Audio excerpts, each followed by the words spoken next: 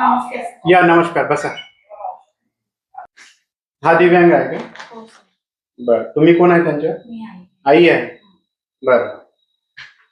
हा मंदबुद्धीच्या शाळेमध्ये शिकतोय सर, पण हा जात नाही, काय नाही. त्याला घेऊन गेलं तर मग तुम्ही घरीच राहतो. मंद अच्छा, पण आहे आणि अंध पण आहे. दाखवा याचे आधार UDID कार्ड दाखवा.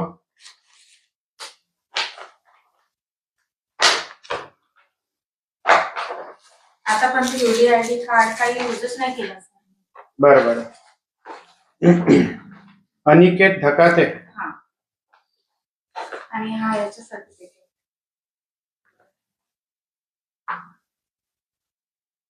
Intellectual disability 75%. बरं, याला काय काय सुविधा सुरू आहे का? फक्त याला पेन्शन मिळते. पेन्शन मिळत आहे. किती येत आहे? आता 250 झाले. 25000 झाले. 250,000 पेन्शन येत आहे. बरं, काय विषय होता तुमचा?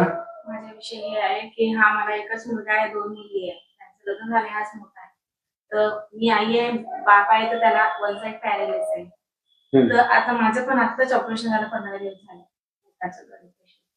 तर या हा घरी राहतो, याला लागते खाणेपाणी सगळं.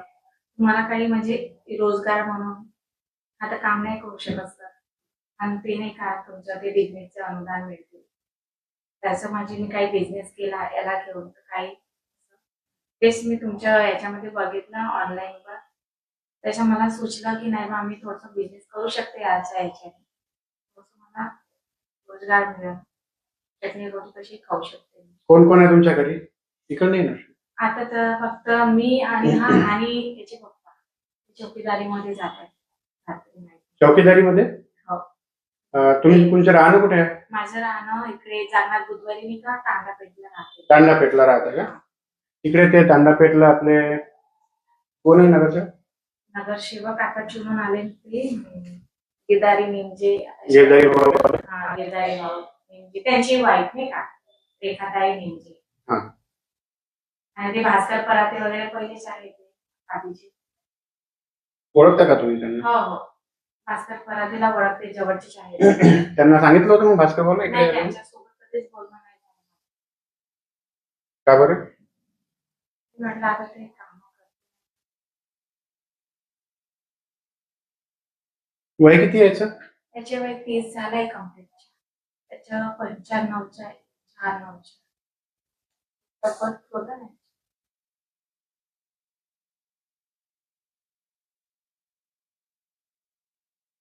मोबाईल नंबर सांगा, कुठे आहे मोबाईल नंबर? 8446165573. तांडापेठला राहता ना? पूर्ण ऍड्रेस काय तांडापेठचा? तुमचा ऍड्रेस काय पूर्ण? जुनी वस्ती, तांडापेठ जुनी वस्ती, बापू बसवड चौक. बापू बनसोड चौक. हा.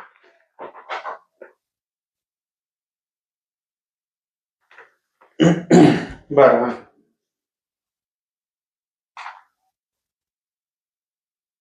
मी तुम्हाला एक चिठ्ठी लिहून देतो.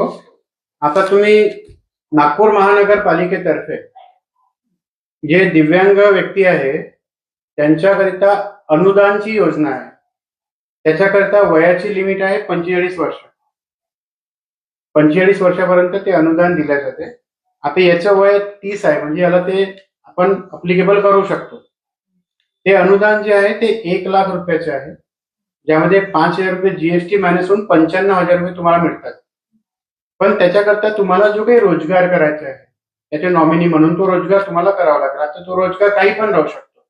तुम्ही कपड्याचा व्यवसाय करू शकता घरी बसून, तुम्ही टेलरिंगचा व्यवसाय करू शकता, तुम्ही ई रिक्षा घेऊन ई रिक्षाच्या करू शकता, ई रिक्षा चालवू शकता, त्याच्यामध्ये ते पैसे ऍडजस्ट होऊ शकते.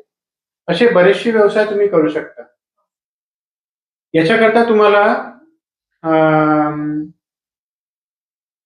कोटेशन द्यावं लागेल, कोटेशन काढावं लागेल. जे तुमच्या इतवारी गांधीबाग म्हणून ते कोटेशन तुम्हाला मिळून जाईल, कोणीही काढून देईल. किंवा हे जे आहे आपले तांडापेठचे जे तुम्ही नाव घेतलं भाऊचं भास्कर पराटे, भास्कर भाऊला मी सांगून देईल तर ते कोटेशन काढून देईल. किंवा तिथे कोणीही दुकानदार तुम्हाला कोटेशन देऊन देईल.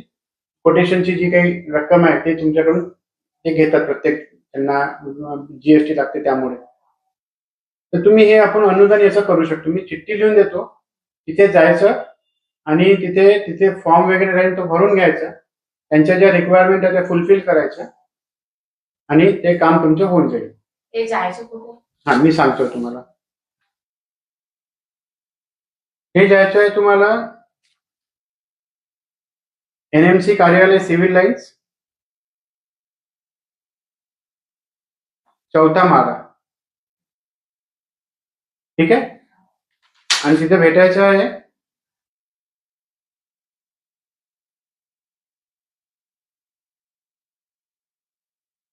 कांबळे सर राहील.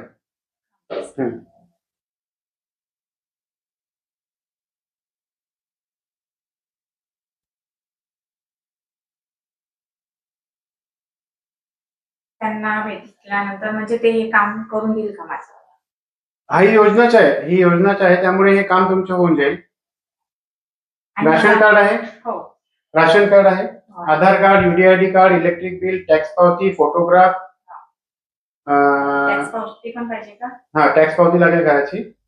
नाही राहिलं तर ते सांगून देतात मला, काय हरकत नाही. घराचं घर स्वतःचं आहे? स्वतःच्या आहे, पण आमच्या नावावर नाहीये. मोठी त्याला काय नाही, त्याला काय नाही. जर असलं तर ठीक, नाही तर मग नाही असेल. त्याला काय नाही. आणि बँक पासबुक? हो, याच चालेल ना? हो, चालेल. हे सगळे कागदपत्र ओरिजिनल घेऊन जायचे. ठीक आहे. आणि इन्कम सर्टिफिकेट बनवावं लागेल. इन्कम सर्टिफिकेट याची 50,000च्या खाली बनवायची. आणि रहिवासी प्रमाणपत्र, रहिवासी दाखला, तिथेच बनतो ना जिल्ह्यामध्ये? हे संजय गांधी ऑफिस जिल्ह्यामध्ये बनवेल. याला घेऊन जायचं. हे 2 डॉक्युमेंट लागेल. आणि हे सगळे जे कागदपत्र मी तुम्हाला सांगितलेले आहे, हे कागदपत्र घेऊन जायचे. तिथे फॉर्म देतील, ते फॉर्म सबमिट करायचा आणि तुमचं काम होऊन जाईल. सुरुवातीला 45,000 रुपये देतील.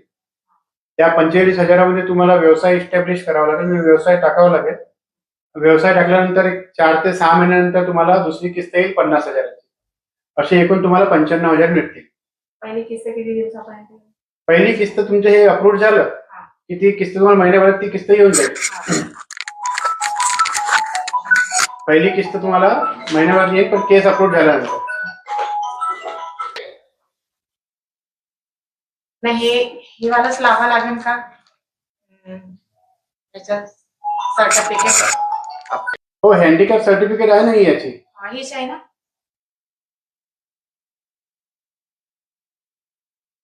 लागेल ना? त्याचं काही यूज केलं नाही आतापर्यंत ना, एवढी काय कार्डचं पण नाही केलं, बसमध्ये वगैरे यूज होत. रिन्यू वगैरे करावं लागतं याला? नाही, ही कोणत्या वर्षाची आहे? हे 2015ची आहे ना? रिन्यू करावं लागेल त्याला.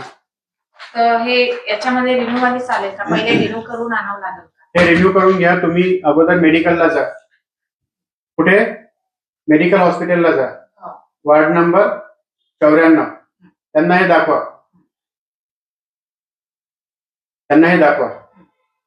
ते म्हणतील गरज नाहीये, मग गरज नाहीये. गरज राहील तर ते स्वतः करून घेतील. तर तुम्हाला पहिले मेडिकलला जायचं आहे.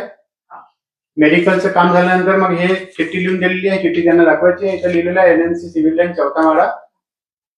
पाचपोर साहेब होते पहिले, आता कांबळे साहेब आहे. एकदा एक बोलून घ्या तुम्ही त्यांना.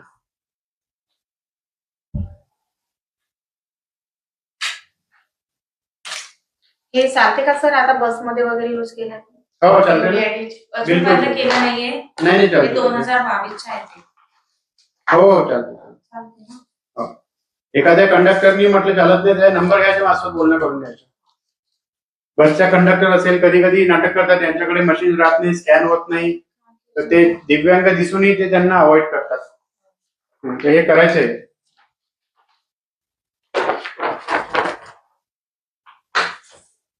ठीक आहे.